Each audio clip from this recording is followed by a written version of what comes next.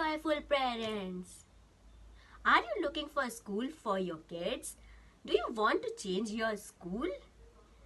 आपका बच्चा बहुत छोटा है, आप उसको अभी स्कूल में डालने के बारे में सोच रहे हैं या आप अपने बच्चे का स्कूल चेंज करना चाहते हैं, तो ऐसे समय में पेरेंट्स के मन में बहुत सारे सवाल होते हैं।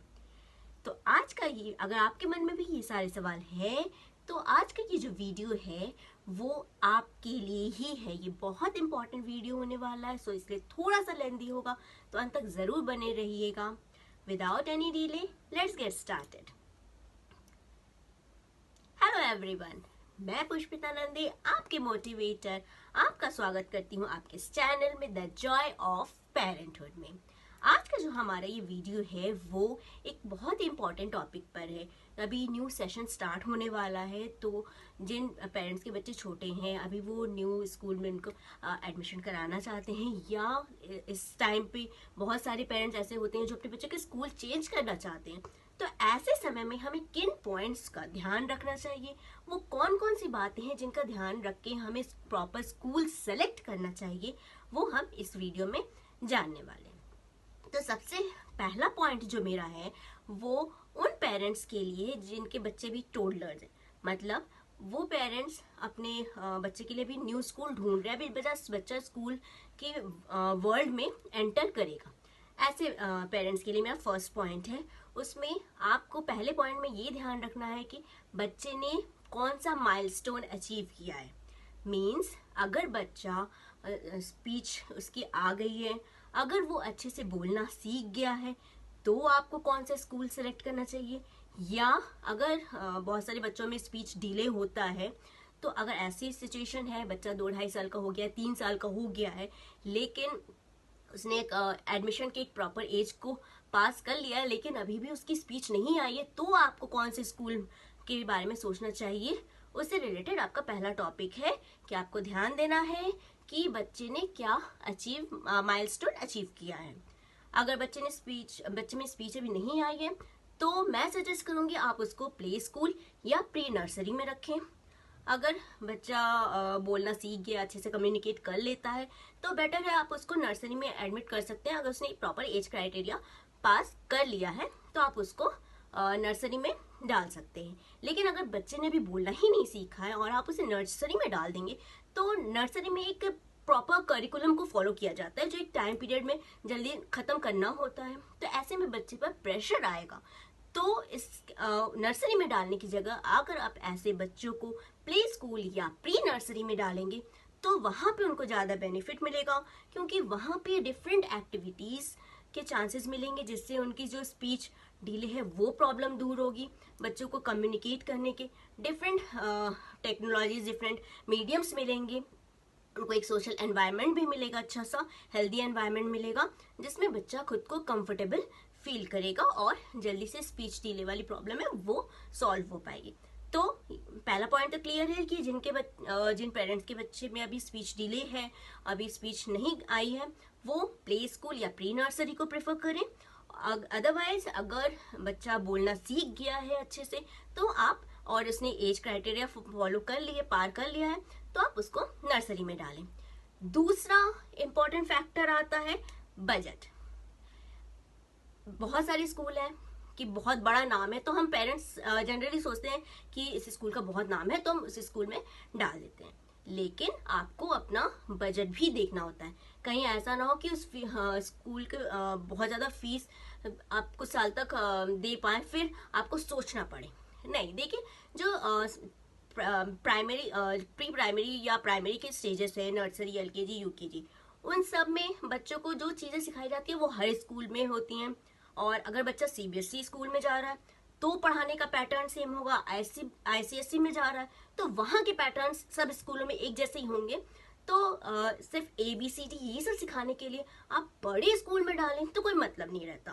तो आप बच्चे को, अगर आपका बजट सही नहीं बैठता है, बहुत महंगा नहीं कर पा रहे हैं, तो आप उसको नॉर्मल स्कूल में भी, जिसमें फीस थोड़ी कम है, उसमें भी आप डाल सकते हैं। तो आप पहले बजट को देखें, ठीक है। तो तीसरा पॉइंट हमारा आता है डिस्टेंस की बात मैं यहाँ पे क्यों कर रही हूँ, क्योंकि बच्चा बहुत छोटा है, पहली बार वो स्कूल एनवायरनमेंट में जाएगा तो बहुत सारे प्रॉब्लम्स आते हैं। कई बार बच्चा बीमार हो जाता है तो पेरेंट्स को कॉल किया जाता है कि आप आके ले जाओ, या फिर बच्चा क्रैंकी हो रहा है, बहुत रो रहा है, उस एनवायरनमेंट में सेटल नहीं हो पा रहा है, तो ऐसे में भी कई बार पेरेंट्स को वहाँ पे स्टे करना पड़ता है, या कई बार पेरेंट्स को कॉल आ जाता है तो हमें भाग के जाना पड़ता है। अगर डिस्टेंस बहुत ज़्यादा होगा तो वो मुश्किल हो जाता है उस चीज़ को सॉल्व करने में, तो हमें डिस्टेंस का भी ध्यान रखना पड़ता है। नेक्स्ट मैं बात करूंगी कि किसी भी स्कूल में आप अगर डाल रहे हो तो उस स्कूल के टीचिंग एक्सपीरियंस को भी आप पॉइंट आउट कीजिए कि टीचिंग एक्सपीरियंस मतलब टीचर्स का एक्सपीरियंस नहीं, मतलब स्कूल का अपना खुद का पढ़ाने का कितना एक्सपीरियंस है, क्या उसके रिजल्ट्स आए हैं, क्या आउटकम है, मतलब कितने साल तक वो स्कूल एस्टैब्लिश कितने साल तक है, कितना उसने पढ़ा लिया है, कैसे उसका आउटकम है, कैसा रिजल्ट है, ये सारी चीजें भी आपको ध्यान में रखनी पड़ती है। नेक्स्ट आता है आपका पास्ट परफॉर्मेंस, जो कि मेरे इस फोर्थ पॉइंट से ही रिलेटेड है, जो मैंने टीचिंग एक्सपीरियंस की बात की है उसी से रिलेटेड है ये पास्ट एक्सपीरियंस। टीचिंग एक्सपीरियंस अच्छा होगा तो डेफिनेटली पास्ट एक्सपीरियंस, जो बच्चों का पास आउट का रिजल्ट या उनका जो ओवरऑल डेवलपमेंट की बात हम करते हैं वो भी अच्छा होता है, तो पास परफॉर्मेंस भी डेफिनेटली अच्छा होगा। नेक्स्ट हम बात करेंगे status of PO. Status of PO मैं ये नहीं कहना चाहूंगी कि आप ये देखें कि बच्चा किस फैमिली से, किस स्टेटस से बिलोंग कर रहा है, अब उस चीज को नहीं देखना है। हमें देखना है कि हम अपने बच्चे को कितना उसके डिमांड को पूरा कर पाएंगे। मान लीजिए हमने फेम के नाम के अकॉर्डिंग बड़े स्कूल में तो बच्चे को डाल दिया, ठीक है, फीस उसकी हमने सोचा चलो फीस हम जैसे तैसे मैनेज कर लेंगे। बच्चा जब तक छोटा है, ठीक है, आपने समझा बुझा के जो आपने दिया स्टेशनरी की जो मटेरियल से या ड्रेस से रिलेटेड कुछ भी आपने उसे दिया, चल जाएगा। लेकिन जैसे जैसे बच्चा बड़ी क्लासेस में जाता जाएगा वो अपने साथ के बच्चों की चीजों के कंपैरिजन, वो चीजें अगर आप उसे कम कॉस्टली चीजें दे रहे हैं तो उसे थोड़ा सा वो फील होगा, तो वो डिमांड करेगा और महंगी चीजों का। अगर उसके क्लास के दूसरे बच्चे भी ला रहे हैं वैसे महंगी महंगी चीजें ला रहे हैं, अगर बड़े स्कूल में आपने डाला है तो डेफिनेटली अगर रिच फैमिली के बच्चे हैं तो वहाँ पे बच्चे महंगी महंगी चीजें ही लाते हैं। तो आप अगर आपका अगर मिडिल क्लास टाइप के फैमिली से हैं तो आप डेफिनेटली उस चीज को फुलफिल नहीं कर पाएंगे, आपके लिए वो बर्डन बन जाएगा। तो इस चीज को भी आपको ध्यान में रखना है कि फ्यूचर में वो प्रॉब्लम ना आए, तो बेटर है बजट का ध्यान रख के और स्टेटस ऑफ पीयर का भी ध्यान रख के आपको स्कूल सिलेक्शन करना है। नेक्स्ट पॉइंट आता है, आपको देखना है कि उस स्कूल में यूनिटी इन डाइवर्सिटी है कि नहीं। मतलब कहीं ऐसा तो नहीं कि वो स्कूल पर्टिकुलर किसी एक रिलीजन को, किसी एक कास्ट को ज्यादा इम्पोर्टेंस दे रहा, प्रायोरिटी दे रहा है।